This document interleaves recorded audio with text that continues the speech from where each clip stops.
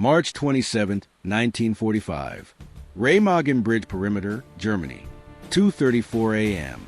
The steel plate stopped the first 3 rounds. Sergeant Jake Hollenbeck heard each impact. Sharp metallic pings that sent sparks dancing across the darkness of the blown-out factory floor. The German soldier behind that plate was invisible except for the muzzle flash of his MP40 cutting horizontal lines through the rubble choke room. Hollenbeck's squad was pinned in a stairwell 12 feet away, concrete dust coating their lungs, the taste of cordite and fear thick in their throats. Standard-issue ball ammunition in their M1 Garens had proven useless against the makeshift armor protecting enemy positions throughout this nightmare of urban warfare. Hollenbeck's hand moved to his hip, fingers closing around the Colt M1911 holstered there. 7 rounds loaded, but these were not standard rounds. These were the new armor-piercing cartridges his weapons sergeant had issued 2 days ago, with a warning that the brass did not officially acknowledge their existence. Hollenbeck drew the pistol, aimed at the steel plate protecting the German gunner, and fired twice. Both rounds punched clean through. The MP40 stopped chattering. Silence fell like a hammer. If you believe stories like this shouldn't vanish with time, subscribe. Let's keep their memory alive together.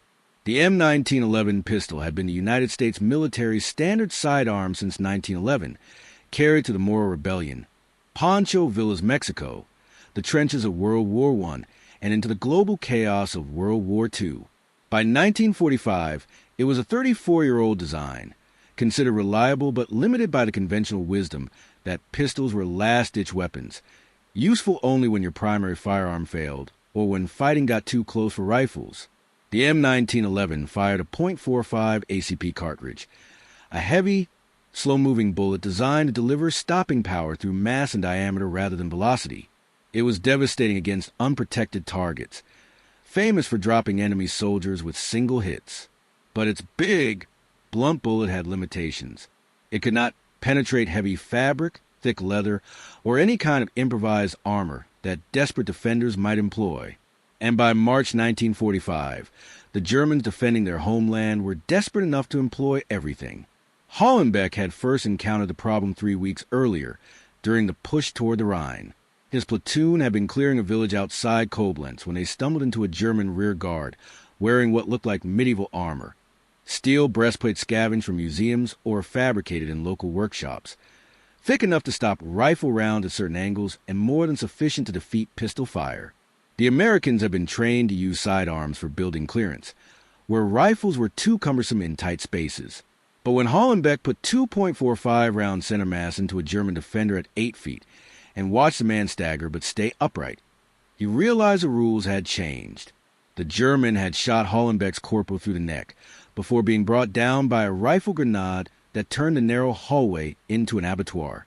Hollenbeck dragged the corporal outside, watched him bleed out in a doorway, while medics worked frantically to stem arterial flow that could not be stemmed, and decided that the M1911's limitations were no longer acceptable. Every army base has its weapons sergeants, the career NCOs who know more about firearms than the engineers who designed them. Master Sergeant Eugene Vargas was one of these men, a 39-year-old Texas native who had been repairing, modifying, and occasionally inventing weapon solutions since 1928. Hollenbeck found him in a requisitioned German warehouse that the 9th Armored Division had turned into a forward armory. Vargas was surrounded by crates of captured ammunition, disassembled machine guns, and enough gunpowder to level the building if anyone lit the wrong cigarette. Hollenbeck explained the problem. German defenders using improvised armor, standard .45 ACP unable to penetrate, soldiers dying in close quarters because their sidearms had become obsolete. Vargas listened while field stripping a Luger, then asked if Hollenbeck was willing to test experimental ammunition that had not been approved through official channels. The concept was simple in theory, complex in execution. Armor-piercing rounds for rifles had existed for decades, built around hardened steel or tungsten cores that concentrated impact force into a tiny point, punching through armor by exploiting physics rather than brute energy. But pistol cartridges operated at much lower velocities than rifle rounds, which meant the physics were different. A rifle bullet traveling 3,000 feet per second could drive a hardened penetrator through steel plate by sheer kinetic transfer. A pistol bullet traveling under 1,000 feet per second needed a different approach. Vargas had been experimenting with modified .45 ACP rounds that used hardened steel cores surrounded by copper jackets, redesigned to stabilize at lower velocities and concentrate all their energy into a penetrator tip small enough to defeat thin armor. The rounds violated multiple ordnance regulations, used materials that were technically reserved for other applications, and had never been tested beyond Vargas's makeshift range behind the warehouse. Hollenbeck took 100 rounds. Vargas handed them over in an unmarked wooden box, along with a warning that the modified bullets might crack the M1911's barrel if fired excessively, might jam the pistol's mechanism if the copper jacket deformed incorrectly, and would definitely get both of them court-martialed if anyone traced the ammunition back to its source. Hollenbeck signed nothing, paid nothing, simply tucked the box under his arm, and walked back to his platoon's bivouac. He test-fired 3 rounds into a captured German helmet at 20 feet. All 3 punched clean through both sides. He loaded the rest into spare magazines and waited for the next building clearance operation. That operation came on March 24th when the 9th Armored pushed into the industrial suburbs west of the Rhine. German resistance had stiffened as Allied forces approached the river. Every factory and warehouse turned into a fortress. Every street corner defended by soldiers who knew surrender meant their families would face Soviet retribution from the east. The Americans adapted by employing overwhelming firepower. Tanks blasting buildings to rubble, artillery reducing neighborhoods to moonscapes, flamethrowers turning defensive positions into crematoriums. But some targets could not be destroyed from a distance. Some required men to enter dark rooms with pistols drawn, clearing threats one trigger pull at a time. Hollenbeck's squad drew urban clearance duty for a munitions factory that intelligence claimed was abandoned, but which turned out to be occupied by a reinforced German platoon, wearing a mixture of Wehrmacht uniforms and civilian clothes reinforced with scavenged steel. The fighting started in the factory's main assembly hall and devolved into a room-by-room nightmare that lasted 6 hours.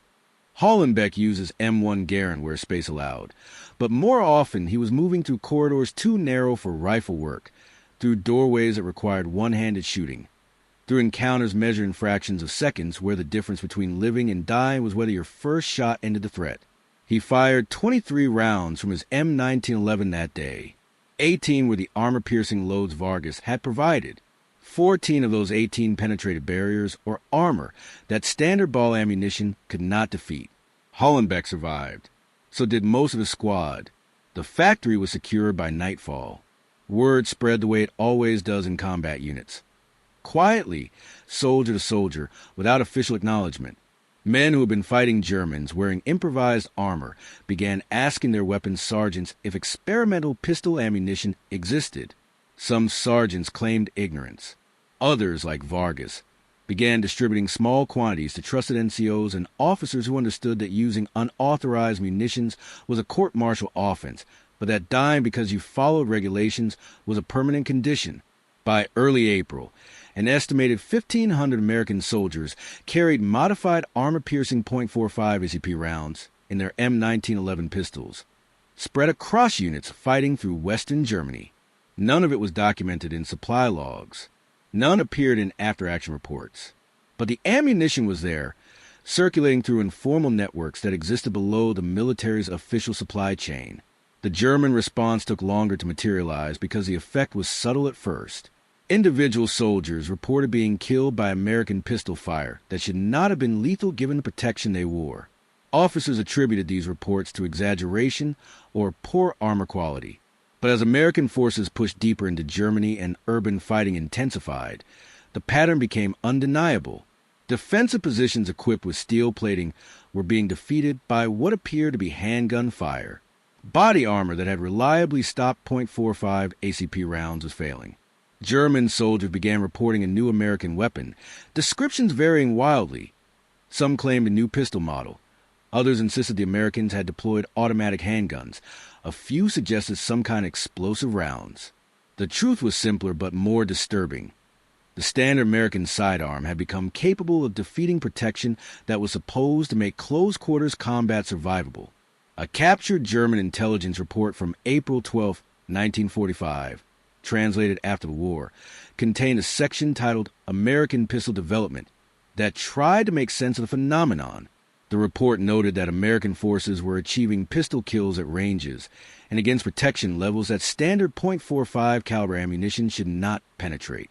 It speculated about secret weapon programs, advanced metallurgy, possible use of tungsten penetrators diverted from anti-tank ammunition production. The report's conclusion was stark. If these developments represent standardized ammunition rather than experimental batches, defensive doctrine must assume that pistol-armed opponents can now defeat personal armor. Recommendations include avoiding close-quarters engagement with American infantry and prioritizing distance-based defensive strategies. The report's authors noted that these recommendations were largely impractical given the tactical situation, which was a roundabout admission that the war was already lost. But the report's nickname, the Last Handgun Assessment, stuck in certain German circles, a reference to the idea that an armor-defeating pistol represented the final evolution of sidearm lethality, the endpoint beyond which handguns could not be made more dangerous. The nickname was dramatic, apocalyptic in a way that desperate soldiers describe weapons they cannot counter. American intelligence intercepted references to it in communications intercepts, but did not understand the context until interrogating captured German officers who explained that frontline troops had begun calling the American .45 the last handgun because anyone facing it in close quarters had reached their last moments. Hollenbeck first heard the phrase from a German prisoner on April 15th.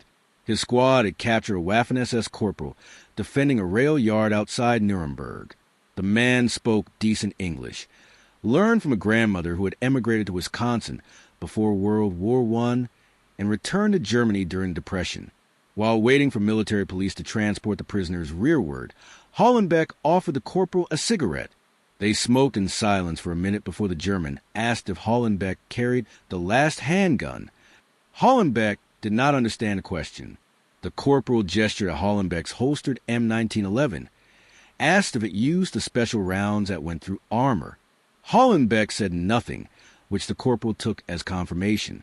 He nodded slowly and said that his squad had been warned about American pistol ammunition that made armor useless, that headquarters called it the final development in sidearm technology because nothing could be worse. Hollenbeck asked why that made it the last handgun. The corporal smiled without humor and said because after you face it, there is no after. It is the last thing you see. The conversation stayed with Hollenbeck. He had never thought about the armor-piercing rounds in apocalyptic terms, had viewed them simply as a tactical solution to a practical problem. But from the German perspective, the psychological impact was profound. Soldiers fighting a defensive war rely on protection. Trenches, bunkers, armor, anything that creates separation between their bodies and enemy fire. When that protection fails, especially when it fails against a weapon considered secondary and defensive, the psychological effect is corrosive. If a pistol could defeat your armor, what was safe? If a sidearm carried by officers and support troops could kill you through steel plate, what chance did you have against rifles, machine guns, artillery? The armor-piercing .45 ACP did more than defeat physical barriers. It defeated the mental assumption that any protection existed at all. By late April, with Germany collapsing and the wars invisible on the horizon, American ordnance officers began hearing reports about unauthorized ammunition circulating among frontline units. An investigation was initiated, not out of concern for tactical effectiveness, but because non-standard munitions created logistical and legal problems. If a soldier was killed by ammunition that did not officially exist, how would casualty reports be filed? If experimental rounds damaged weapons or caused friendly fire incidents, who bore responsibility? The investigation traced the ammunition back to multiple sources. Some rounds had been fabricated by weapons sergeants like Vargas using machining equipment and capture materials. Others had been produced in small batches by ordnance depots responding to informal requests from field commanders. A few even came from civilian ammunition manufacturers who had heard about the need and produced limited runs without official contracts. Master Sergeant Vargas was questioned on April 28th by a colonel from the Inspector General's office. The interview took place in the same warehouse where Vargas had given Hollenbeck the first batch of armor-piercing rounds. The colonel asked if Vargas had manufactured unauthorized ammunition. Vargas said yes. The colonel asked how many rounds. Vargas estimated between 3,000 and 4,000, distributed to approximately 200 soldiers over 5 weeks. The colonel asked if Vargas understood that this violated multiple regulations regarding ammunition modification, supply chain integrity, and unauthorized weapons development. Vargas said yes. The colonel closed his notebook, looked at Vargas for a long moment, and then asked if the rounds had worked. Vargas said they had worked extremely well, saved lives, and accomplished their intended purpose of defeating improvised armor. The colonel nodded, told Vargas that the investigation would note his cooperation, but recommend no disciplinary action given the operation necessity, and the fact that the war in Europe was effectively over. Then the colonel asked if Vargas had any of the modified ammunition remaining. Vargas said he had approximately 50 rounds. The colonel requisitioned all of them for technical analysis. Those 50 rounds became the basis for post-war studies examining armor-piercing pistol ammunition feasibility. Ordnance engineers reverse-engineered Vargas's design, tested the rounds against various armor types, measured penetration characteristics, and evaluated the M1911's ability to safely fire the modified cartridges. The results were impressive. The armor-piercing .45 ACP could defeat steel plate up to 1/8 inch thick at combat distances, could penetrate heavy leather and layered fabric that stopped standard rounds, and maintain accuracy comparable to ball ammunition out to 25 yards. The M1911 pistol handled the rounds without significant wear, though engineers noted that extended firing, more than 200 rounds, could accelerate barrel erosion. The conclusion was that Vargas had independently developed a viable armor-piercing pistol cartridge using improvised methods and limited resources, achieving results that formal research programs had not prioritized. But the military did not adopt the ammunition officially. By the time the technical analysis was complete, World War II had ended and the operational need had disappeared. Post-war military planning focused on nuclear weapons, jets, missiles, and technologies that seemed more relevant to future conflicts than improved pistol ammunition. The M1911 itself was being evaluated for replacement, with various agencies testing new designs that might offer higher capacity or lighter weight. Armor-piercing pistol rounds seemed like a solution to a problem that no longer existed. The research was filed away in ordnance libraries. The test ammunition was expended in routine trials, and Master Sergeant Vargas retired in 1948 with a service record that made no mention of his most significant contribution to American infantry combat capability. Hollenbeck kept 3 of the armor-piercing rounds, saved from the last batch Vargas had given him in April 1945. He brought them home to Pennsylvania after his discharge, stored them in a drawer with his medals and discharge papers, took them out occasionally to remember what it felt like to know that his sidearm could defeat protection that should have made him vulnerable. He never fired them, never showed them to anyone outside his immediate family, never told the story publicly because he did not think anyone would care about improvised ammunition from a war that was rapidly becoming history. When he died in 1983, his son found the 3 rounds while sorting through his father's belongings.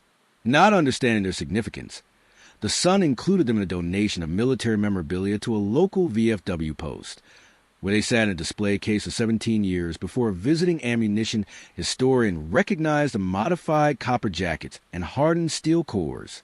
That historian, Dr. Martin Kowalski from the Army Heritage and Education Center, traced the rounds back to Hollenbeck's service record, then to Vargas's post-war debriefing notes, then to the broader network of weapons sergeants who had independently developed similar ammunition during the final months of the European War.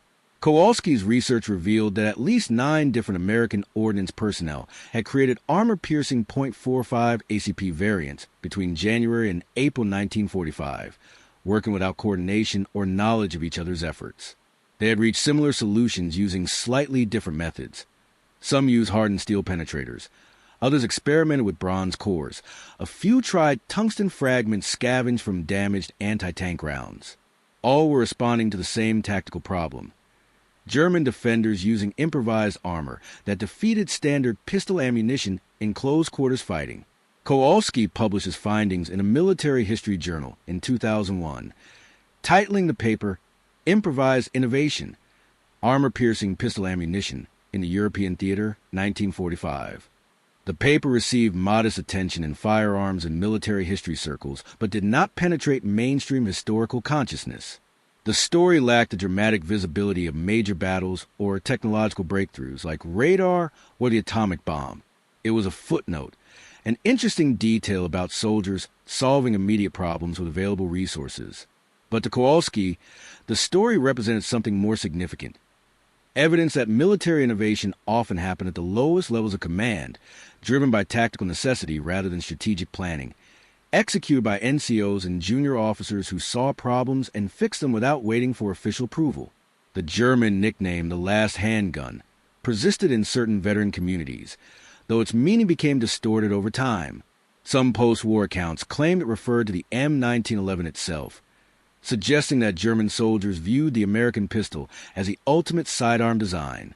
Others interpreted it as a prophecy that handguns would become obsolete after World War II, replaced by submachine guns and assault rifles. But the original context, that armor-piercing ammunition, had made the M1911 so lethal in close quarters that facing it meant facing your last moments, was largely forgotten outside specialist circles. The phrase became a curiosity, repeated without understanding, stripped of the fear that it generated among men fighting in burning buildings and rubble-choked streets. The M1911 remained in American military service until 1985, when it was officially replaced by the Beretta M9. But the pistol never went away entirely. Special operations units continued using it, appreciating its stopping power and reliability. Civilian shooters loved it for its craftsmanship and history. Gunsmiths built custom versions incorporating modern materials and manufacturing techniques, while preserving the original design's elegant simplicity. And occasionally, someone would ask if armor-piercing .45 ACP ammunition existed, whether it was practical, what it could do. The answers vary depending on who was asked. Military sources would say that modern pistol ammunition included various specialized loads, but that details were classified. Civilian experts would note that armor-piercing handgun rounds were legally restricted in many jurisdictions and practically unnecessary given modern defensive scenarios. Almost no one mentioned Master Sergeant Vargas or the 200 soldiers who carried his improvised ammunition through the final battles of World War II. But the legacy persisted in subtle ways. Modern pistol ammunition design includes penetrator cores, barrier-blind loads that can defeat automotive glass or heavy clothing, specialty rounds developed for law enforcement and military applications where defeating intermediate barriers is necessary. These modern designs use the same principles Vargas discovered through trial and error in a German warehouse: hardened penetrators, controlled expansion, jacketing that prevents deformation before impact. The technology has advanced dramatically, benefiting from computer modeling and advanced metallurgy that Vargas could not have imagined. But the fundamental insight remains his: that pistol ammunition could be redesigned to defeat protection without requiring a completely new weapon system. Hollenbeck never knew that his conversation with the German corporal about the Last Handgun would be preserved in interrogation records and eventually analyzed by historians studying psychological warfare and weapon perception. He never knew that Vargas's improvised ammunition would inspire post-war research programs, or that the rounds he carried would end up in a museum display with a placard explaining their significance. He knew only that when steel plates stood between him and an enemy trying to kill his men, his M1911 loaded with Vargas's modified ammunition could punch through that steel and end the threat. That knowledge was sufficient. It kept him alive. It brought his squad home. And in the chaos of urban warfare, where every room might contain death and every doorway might be your last, having a sidearm that could defeat any protection an enemy might employ was the difference between seeing another sunrise and becoming another casualty statistic. The factory where Hollenbeck first used armor-piercing rounds in combat was demolished in 1962, replaced by a modern industrial complex that made automotive parts instead of munitions. The rubble was cleared, the bloodstains washed away by rain and time, the bullet impacts in walls and floors smoothed over or hidden behind new construction. Nothing remains to mark the building as a place where weapons technology evolved through desperation and improvisation. Tour groups visiting German industrial sites never hear about the American sergeant who stopped a German machine gunner by shooting through a steel plate with a pistol that was supposed to be incapable of such penetration. The story exists only in military archives, academic papers, and the memories of the few surviving veterans who carried those unauthorized rounds into combat. Vargas died in 1979, age 73, in a VA hospital outside El Paso. His obituary mentioned his 34 years of military service, his expertise in small arms maintenance, his Bronze Star for actions in North Africa.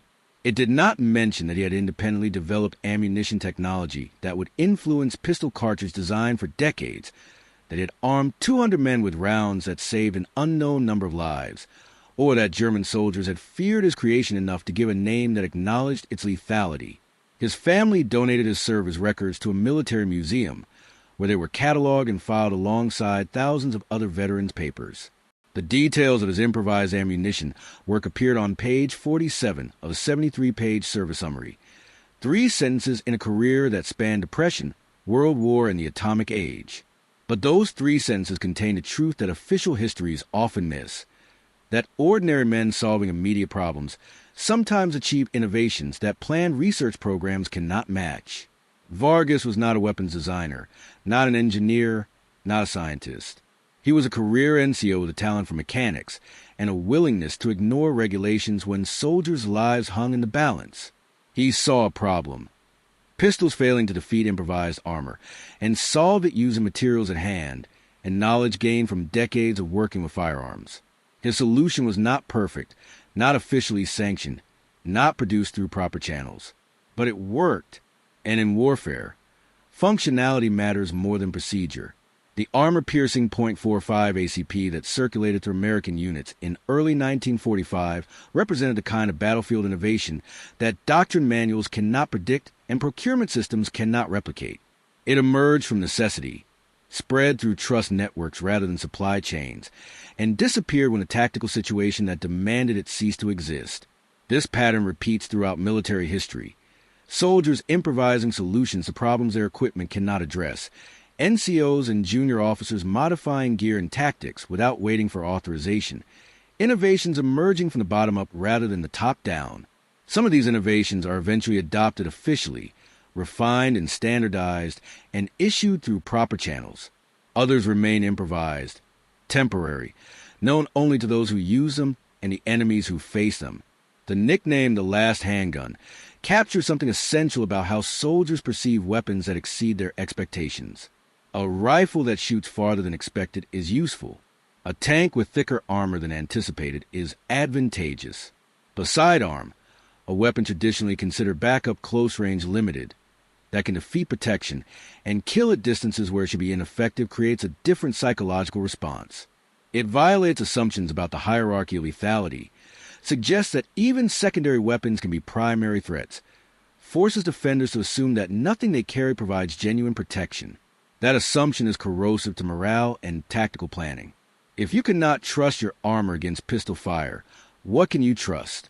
The German soldiers who faced armor-piercing .45 ACP in the final weeks of World War II were fighting a war they knew was lost. Their nickname for the ammunition that defeated their improvised protection reflected the fatalism of men who had run out of options, who understood that technological advantages had shifted irreversibly against them, who saw in a modified pistol round the symbol of their complete tactical obsolescence. The armor-piercing .45 ACP was not the weapon that won the war. That credit belongs to strategic bombing, mechanized warfare, overwhelming industrial production, and the grinding attrition of multiple fronts. But for the soldiers fighting room to room in burning German cities, it was the weapon that made the difference between living through a close-quarters encounter and dying, because their sidearm could not defeat a piece of scavenged steel. If this story moved your heart even once, subscribe. It's the least tribute we can give to men like them. Hollenbeck's 3 surviving rounds are now in the permanent collection of the Army Heritage and Education Center, displayed alongside other examples of improvised battlefield innovations. The museum placard describes them accurately but without drama. Modified.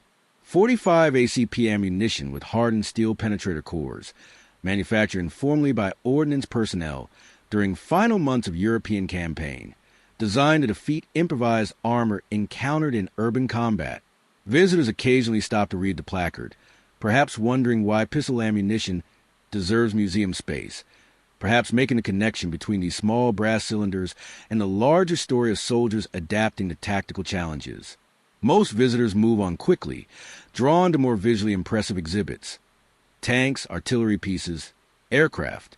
The armor-piercing rounds sit in their case, unremarkable to look at, significant only to those who understand what they represented. Modern military forces use pistols very differently than World War II infantry did. Sidearms are now truly backup weapons, carried by personnel whose primary role does not involve direct combat, or by special operations forces who need concealable firepower. The scenarios that made Vargas's armor-piercing ammunition necessary: close-quarters urban combat, where rifles were too cumbersome and enemies wore improvised protection, are handled differently now, with submachine guns, short-barrel rifles, and tactical gear designed specifically for building clearance. The improvised armor that German defenders wore in 1945 has evolved into modern body armor systems that pistol rounds, armor-piercing or not, cannot reliably defeat. The tactical landscape has changed, but the principle Vargas demonstrated remains valid. When existing equipment proves inadequate, soldiers will modify what they have rather than wait for what they need. The story of armor-piercing .45 ACP ammunition in World War II is ultimately a story about the gap between official capability and battlefield necessity. Official capability said that pistols were short-range defensive weapons suitable for use when primary firearms were unavailable. Battlefield necessity said that soldiers needed sidearms capable of defeating improvised armor in close-quarters fighting. Official procurement systems did not bridge that gap. There was no formal program to develop armor-piercing pistol ammunition, no strategic priority assigned to improving sidearm lethality, no recognition at high command levels that the tactical situation demanded it. So soldiers bridged the gap themselves through informal networks, improvised manufacturing, and the kind of practical problem-solving that happens when the alternative is dying with a useless weapon in your hand. Those soldiers are mostly gone now. Hollenbeck died in 1983. Vargas in 1979. The German corporal who called it the Last Handgun was never identified by name and has certainly passed by now. The 200 men who carried armor-piercing rounds into combat have dwindled to perhaps a dozen survivors, scattered across nursing homes and retirement communities, their memories fading, their stories untold. In another decade, there will be no one left who personally experienced what it meant to carry a pistol that could defeat protection, to know that your sidearm was more lethal than the enemy expected, to see German defenders realize too late that their armor would not save them. The history will remain in documents and museum displays, but the lived experience will be gone. What persists is the weapon itself. The M1911 pistol, designed in 1911 and carried through a century of conflicts, remains in production and use. Millions have been manufactured. Shooters and collectors treasure it for its reliability, its craftsmanship, its history, and somewhere in the collective memory of firearms enthusiasts and military historians, the knowledge exists that for a few weeks in 1945, this pistol was loaded with ammunition that made German soldiers call it a Last Handgun, not because it was the ultimate evolution of sidearm design, but because facing it meant reaching the last moment of your life with no protection that could save you. That knowledge is a tribute these men deserve, that their improvised innovation, born from desperation and necessity, created a weapon so effective that the enemy gave a name acknowledging their fear.